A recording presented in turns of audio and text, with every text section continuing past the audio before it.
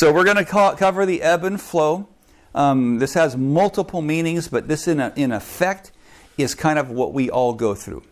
You are the sum total of every experience you've ever had in your life. Now, if things go well, you're going to track up the green path.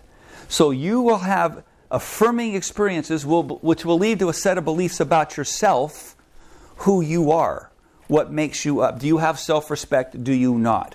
How the world perceives you is not as important as how you perceive you.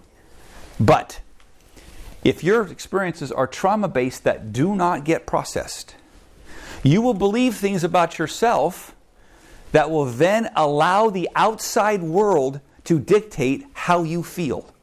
That is the it. You give permission because you say, I don't have worth. I have no value.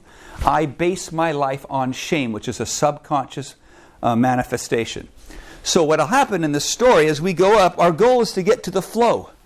Right down the middle of the river. We're not letting the far left or the far right have an impact upon who we are, politics aside. So if that's the case, and I flow straight up the middle, my behavior is congruent with who I am. I respect myself. I trust others. I'm allowed to be vulnerable in the space of others. Because of that self-respect, it's incumbent upon others. It's a natural process called the law of reciprocity that others will then respect me. But what happens if I don't respect myself? Then I let the boundaries drop, and it doesn't matter to me what my value is, as long as I get a temporary hit of my opiates because I have maladaptive behavior in my space. So I will then go to a codependent spot or a radical independent spot. Codependent means I give to you a lease agreement saying, your opinion of me is how I will set my standard today. I give to you my happiness and well-being, and if you treat me really well today, I'm going to feel great. But if you don't treat me really well today, I'm not going to feel so good. And then there's the antithesis, the radical independent. That person perceives superiority because this is the traditional man cave or chick hut. I'll do it myself. I don't need anyone's help. I'll just be here by myself, and when things don't go well, I'll isolate. Instead of insulate, notice I'm in the middle on insulation. I'm on the fringe in isolation. And if I'm codependent, I'm on the fringe again. And I'm going to have everyone around me, and I'm going to keep picking at them so they can affirm me.